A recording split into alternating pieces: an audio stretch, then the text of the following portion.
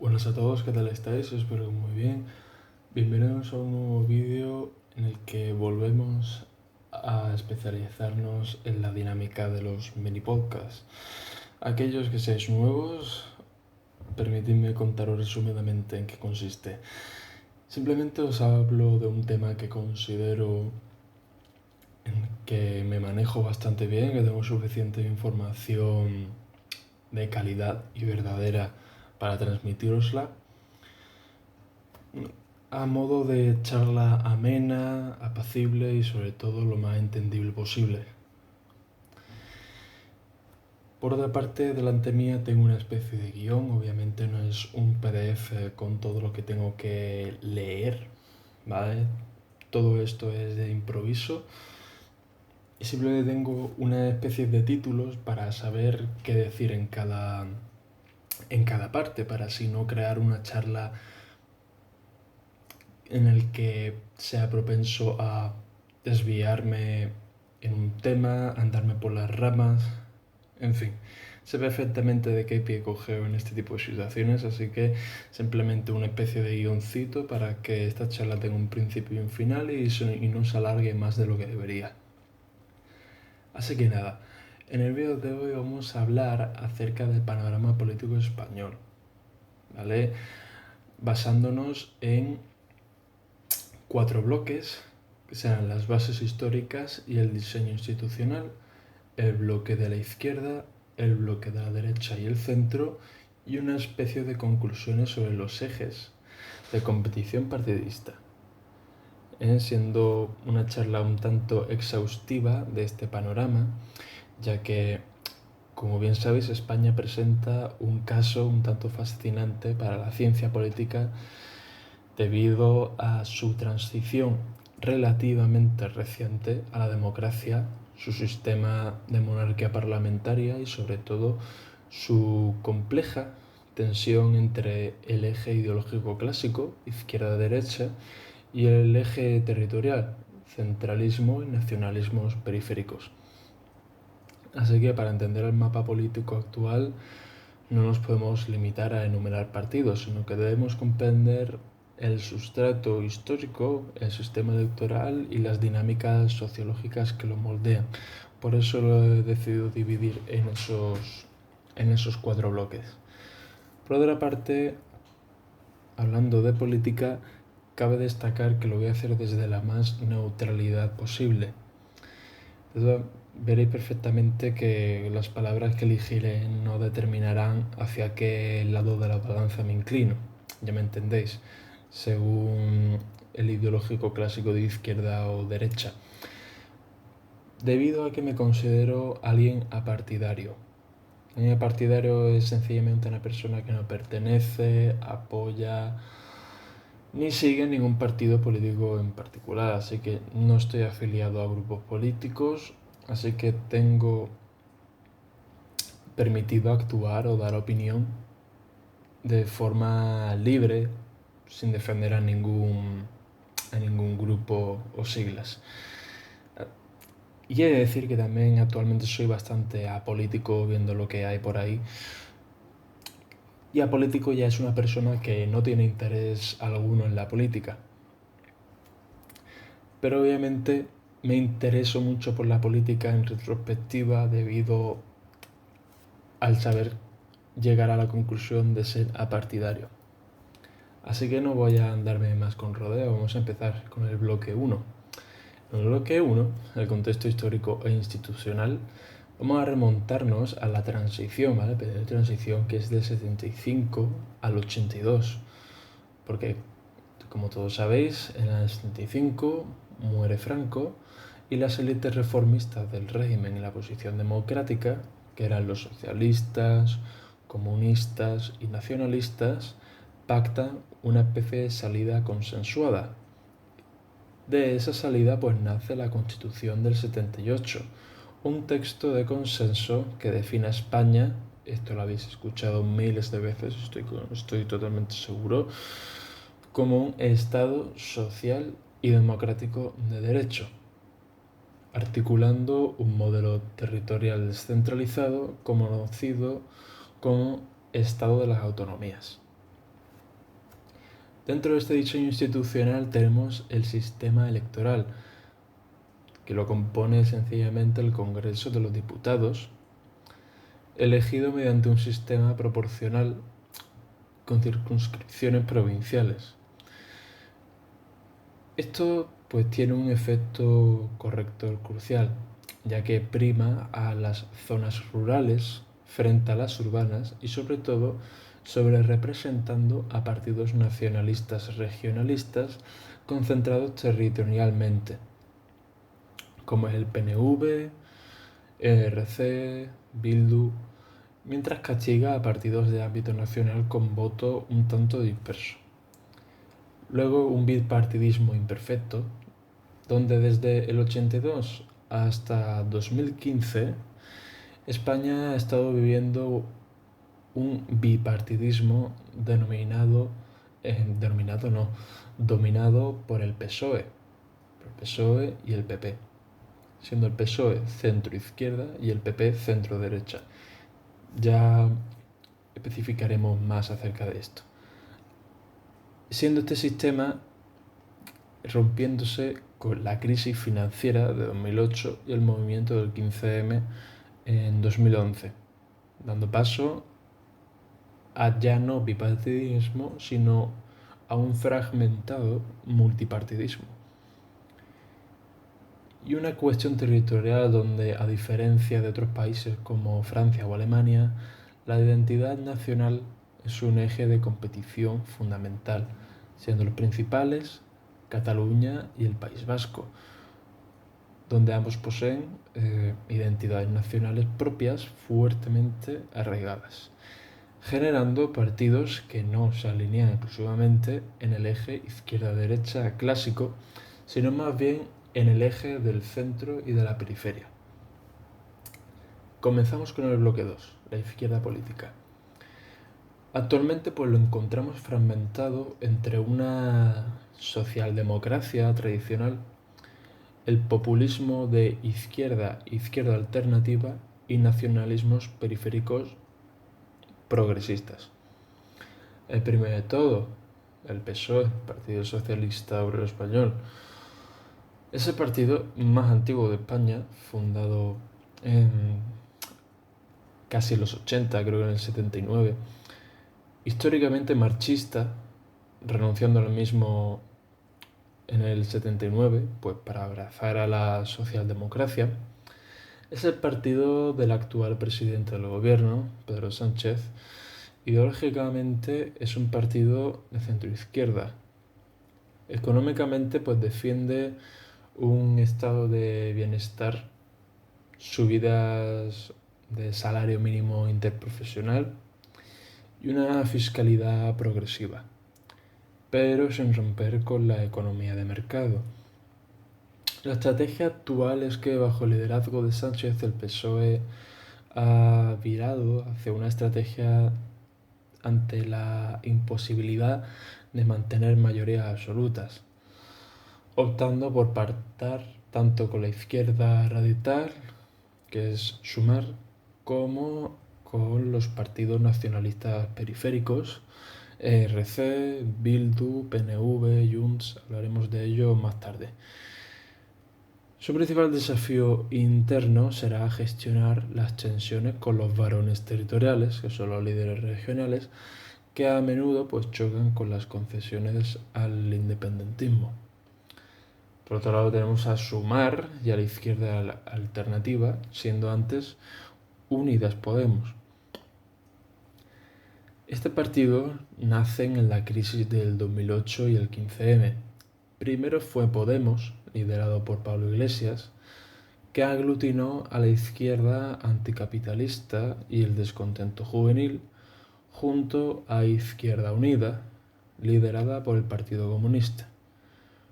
Posteriormente, bajo el liderazgo de esta señora, de Yolanda Díaz, que es la actual ministra del Trabajo, se formó una coalición más amplia que se llama Sumar. Podemos representaba una especie de populismo de izquierda con un discurso de, llamémoslo, casta, versus gente. Sumar ha intentado moderar ese discurso hacia una socialdemocracia más orientada a ser feminista y laboralista. Actualmente son el socio minoritario del gobierno de coalición. Si mal no recuerdo, tenían acumulados menos aproximadamente el 5% de los votos.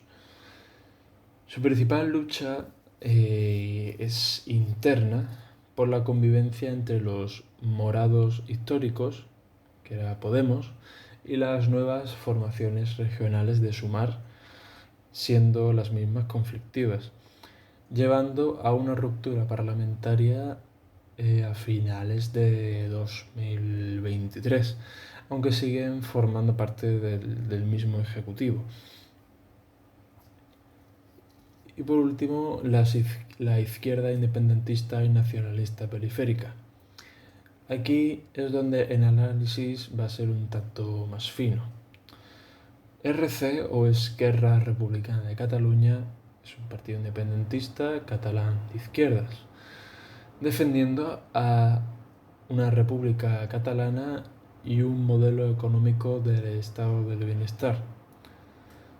Como he comentado antes, su táctica actual es la negociación con el Estado, apoyando al gobierno de Sánchez a cambio de contrapartidas, como la ley de amnistía para los líderes del proceso. EH Bildu es una coalición independentista y de izquierdas del País Vasco y Navarra. Históricamente ha sido siempre señalada por sus vínculos ya rotos con el entorno de la antigua banda terrorista ETA. Y actualmente se le puede considerar una fuerza ascendente y particularmente entre la juventud vasca, centrada en políticas sociales de vivienda y soberanismo. Y por último, que no se tiene muy en cuenta, es el BNG, el Bloque Nacionalista Gallego, que es un nacionalismo gallego de izquierdas, actualmente en el gobierno de la Xunta de Galicia, aunque no en la presidencia. El bloque número 3, el de la derecha y centro-derecha. Al igual que hemos visto con la izquierda, la derecha española se divide en un conservadurismo liberal, la derecha radical, el nacional populista, y el nacionalismo conservador. Primero tenemos al PP, fundado por Fraga, el exministro de Franco, refundando la antigua Alianza Popular. Y a pesar del pasado franquista, el PP se consolidó como un partido demócrata cristiano y conservador liberal. Actualmente es liderado por Núñez Feijóo, Alberto Núñez Feijóo, donde ideológicamente se sitúa en el centro derecha, defendiendo la bajada de impuestos, un centralismo constitucional, es decir, la unidad de España, la defensa de la propiedad privada y un modelo basado en la familia tradicional, y aunque están integrados plenamente en el europeísmo. Tras perder el gobierno en 2018 por una moción de censura a raíz de la corrupción del caso Gürtel, el PP ha girado hacia una oposición bastante dura. Su principal dilema es cómo relacionarse con Vox, ya que necesitan de sus votos para gobernar en varias autonomías, por ejemplo Castilla y León y Comunidad Valenciana. Pero a la vez ese acercamiento a Vox les resta centralidad y credibilidad ante el electorado. Y hablando de Vox, es una escisión del PP fundada en 2013 por Santiago Abascal, representando la derecha radical o el nacionalpopulismo comparable al de otros países europeos, como puede ser Le Pen o Meloni. Actualmente son la tercera fuerza política en muchos territorios y su discurso se basa en un ultranacionalismo español, defendiendo la unidad de España, como el PP, mediante la recentralización del Estado. Es decir, proponen eliminar las autonomías. El conservadurismo axiológico, una oposición al feminismo, leyes LGTB, al aborto y a la ideología de género, y también a la defensa de la caza y las tradiciones. Y por último, su más político es la anti-inmigración, es decir, el discurso duro contra la inmigración irregular, vinculándola en ocasiones con la delincuencia.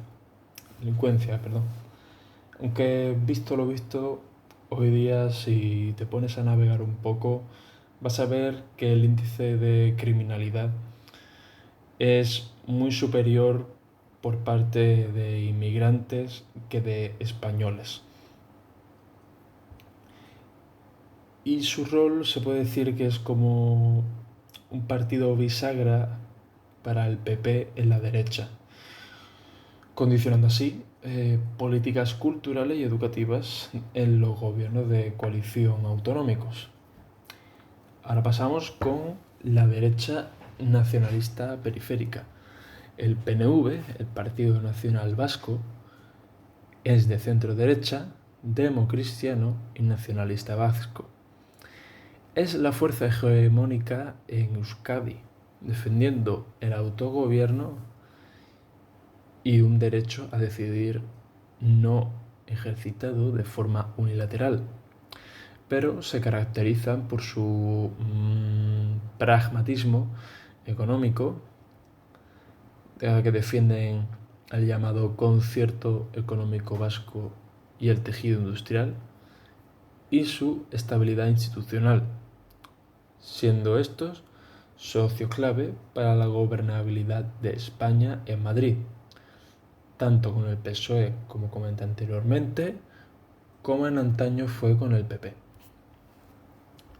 Junts per Catalunya, o simplemente Junts, es el partido del expresidente catalán Carles Puigdemont, independentista, pero a diferencia de ERC, su ideología económica es de centro-derecha más liberal, siendo herederos de la antigua Convergencia.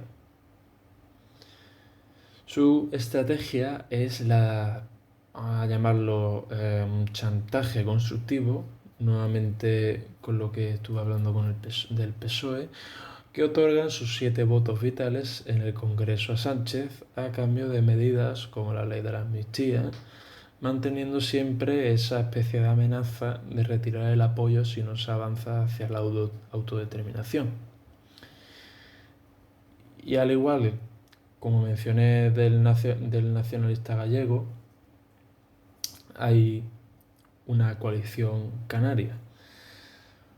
Un partido nacionalista canario de centro-derecha que es la clave para el equilibrio de fuerzas en las islas. Y por último, el bloque de centro y desaparición de Ciudadanos. Ciudadanos es un partido catalán como partido antinacionalista, viviendo su auge desde 2017 a 2019 como posible bisagra liberal. Sin embargo, como no quiso pactar con el PSOE en 2019 y su posterior giro a la derecha le llevaron a la irrelevancia electoral y a su casi desaparición del Congreso en 2023. Así que su fracaso demuestra la dificultad del centro en un país altamente polarizado. Así que si debéis extraer una conclusión clara de este pequeño mini podcast es la siguiente. La política española ya no puede entenderse en un simple continuo lineal de izquierda a derecha. Debemos imaginarla como un plano cartesiano con dos ejes. El eje económico-social, izquierda contra derecha, donde se sitúa la disputa clásica por los impuestos, derechos laborales y políticas de identidad de género. El eje territorial nacional es el centralismo contra el independentismo, situándose la disputa por quién es el sujeto soberano. ¿La nación española es su conjunto o las naciones históricas, como la vasca, catalana o gallega? Esto es lo que genera un sistema de bipartidismo fragmentado o también la podemos llamar pluralismo polarizado, teniendo dos grandes bloques. Un bloque de investidura, que es el progresista y plurinacional, donde ahí está PSOE, Sumar, RC, Bildu, PNV, Junts y BNG. Una coalición bastante heterogénea, unida más por el miedo a la derecha, Vox, y la necesidad de resolver el conflicto catalán, que por un programa económico en común. Y el bloque de la oposición, el conservador centralista, PP, Vox y a veces UPN o CC, que está unido por la defensa de la unidad nacional y la crítica a la ley de amnistía y pactos con los independentistas. Así que el desafío actual de la política española es la polarización afectiva. El debate político se ha desplazado del qué hacemos como políticas públicas al quiénes somos, a una identidad, memoria histórica, género o nación. Así que esto genera siempre una alta volatilidad electoral y una creciente dificultad para alcanzar grandes pactos de Estado. Así que, dicho esto, espero que os haya quedado más o menos clara esta película a la que hoy día está sometida nuestro país, España. Sepáis más o menos qué es lo que quiere cada país, cada partido. Y recordad, aunque yo sea partidario, nunca me eximiré de mi derecho a voto. Así que si podéis, votad. Es un derecho que hasta que se pudo conseguir como universal, costó muchísimo. Así que votad. Espero que esta información os haya sido de real utilidad. Espero que tampoco se me haya notado si soy de izquierda o de derecha, si soy central o algo por el estilo. Simplemente lo he intentado hacer con la más neutralidad posible. No me enrollo más. Espero que hayáis disfrutado de este pequeño mini podcast y nos vemos en el siguiente vídeo. Adiós.